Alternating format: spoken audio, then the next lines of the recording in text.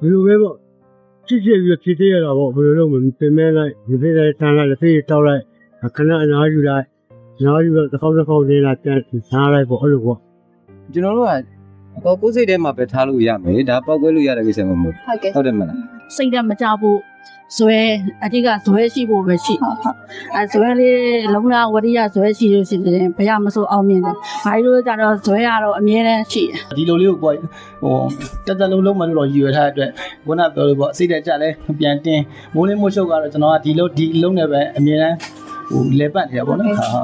မလေးလိုလည်းမဖြစ်ဘူးလေဒါနဲ့ပဲဒီလိုပါကျောင်းတော်ကြီးစားတော့နေနေရလား စိတ်ပြင်မဲ့တော့ဈေးပြောင်းစားကျင်တော့